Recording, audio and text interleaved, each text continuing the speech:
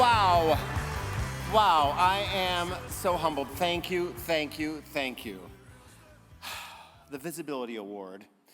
You know, when I first heard of this recognition, I thought, well, of course.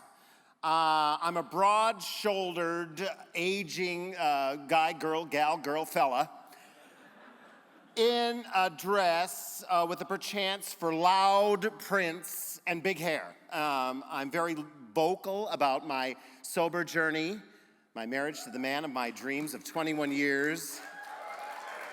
And I dare to read books to children with an agenda. Love yourself, exactly as you are. And if you happen to see someone different in the world, treat them with kindness.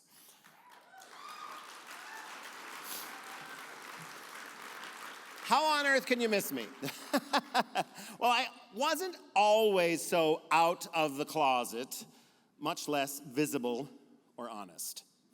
I grew up in the suburb of Scranton, Pennsylvania in the 1970s and 80s. And back then, Barry Manilow, Liberace, Elton John, they were all straight. Today, the kids call that hashtag bullshit. The truth wasn't an acceptable route. And in my small town experience, it was more expected that one marry the first girl who would say yes and deprive yourself of your true authenticity. I came out to my fiancée prior to our wedding day and she paused. "You're just very European. We'll deal with it."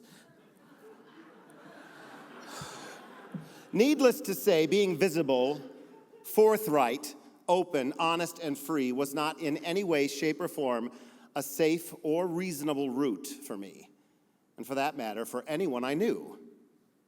Ignorance prevailed in the 80s with such ill-informed beliefs that if you were gay, you would die of AIDS, and that's how God wanted it.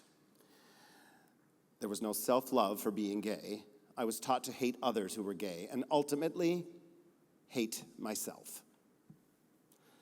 I came out to my very overly made-up Italian diva mother and strong like bull Ukrainian U.S. Marshal father, and I was met with disgust. "No," Mom said. "No, Eddie, no, you don't want to touch somebody's pickle or put your pickle in somebody's dupa, Mom. I'm not a top."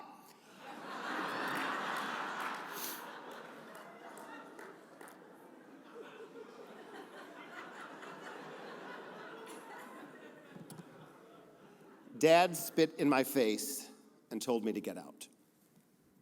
So I got out, and I went to Rochester, New York. Woo! It was like Oz.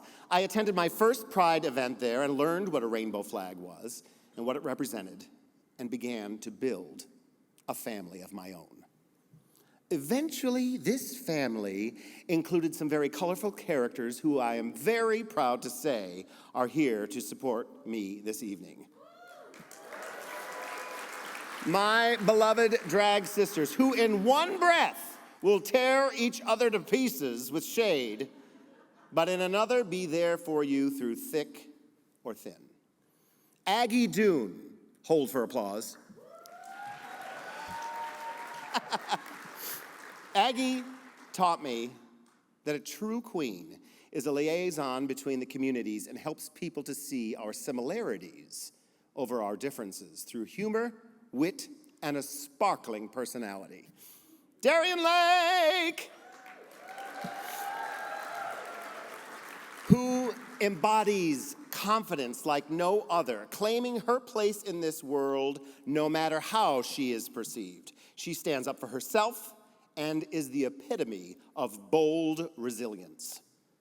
Ambrosia Salad.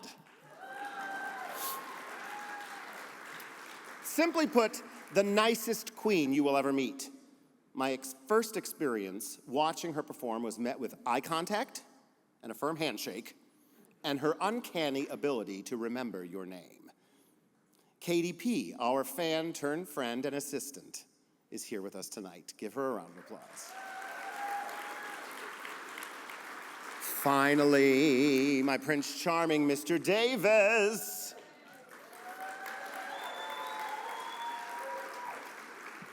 Who selflessly completes me and made my biggest dream come true, inviting me to co-parent his beautiful children, Melissa and Jessica.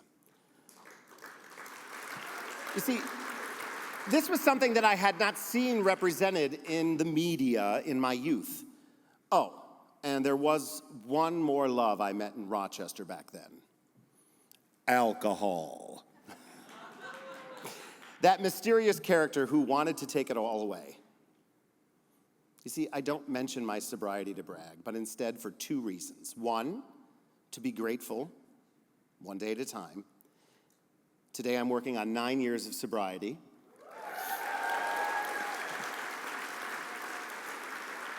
And number two, if anyone sees or hears me, they can say that they can see that there is a life that can be equally and often more thrilling without it. You see, I thought I had it all. I thought I had it all when I was cast on RuPaul's Drag Race, until the phone stopped ringing, because it stops ringing sometimes. And I began to drink morning, noon, and night, until finally I hit rock bottom so hard that I asked the universe for help. And I found it by embracing powerlessness, acceptance, and with it came another community, just like me. I quickly learned that there are people who understand and will be there with me one day at a time. You see, community is everything.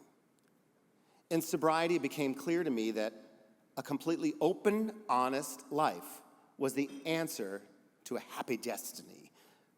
Bonus!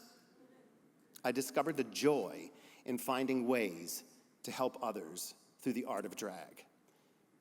It has been my privilege to support and respond to so many people globally for pep talks, positivity, encouragement as they trudge through their personal journeys. Sobriety began to clear the path, and now I can see I can focus my enthusiasm for this art by channeling it to help others with college and corporate appearances, children's books, and my forthcoming television show for children called Imagination Station. Yes, thank you. We have signed with a production company, and we're now looking for that permanent home on a streaming network or a platform. Think of it this way: Mrs. Doubtfire hosting Pee-wee's Playhouse in Mr. Rogers' neighborhood.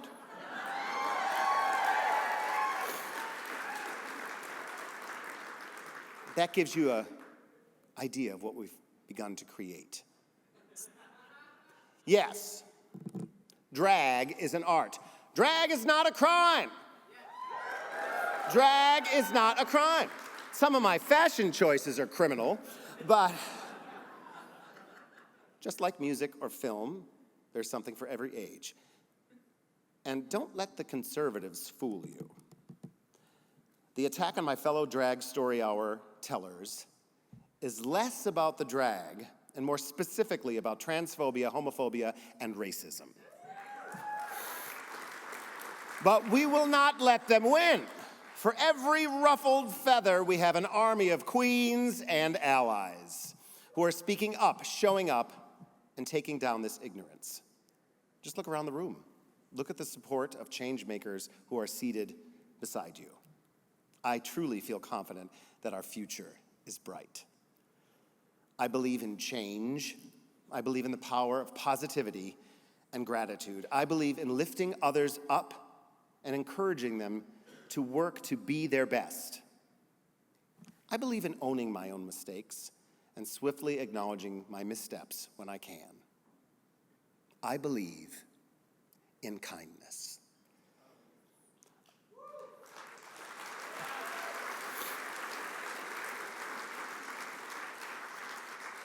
You see, I've learned in an age where we're all attached to our devices, grasping for likes and follows, bombarded with news and instant information, that it is my privilege, honor, and duty to live as openly, loudly, and proudly as possible, so that children of all ages can see an example of someone in the queer community stepping forward, holding a light on a path that was not very clear there for me.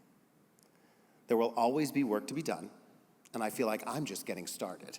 The possibilities are endless as long as we work together. And I'll leave you with this gem from my beautiful mother in heaven. You see, I used to love to watch her do her makeup. And she'd pause to me and look and say, "Eddie, remember, every day after you brush your teeth, look into your own beautiful eyes and say, 'I love you.' Because when you love yourself, everything is possible." Thank you for this beautiful honor. And there's always time for kindness. Mwah. Thank you. Oh my God.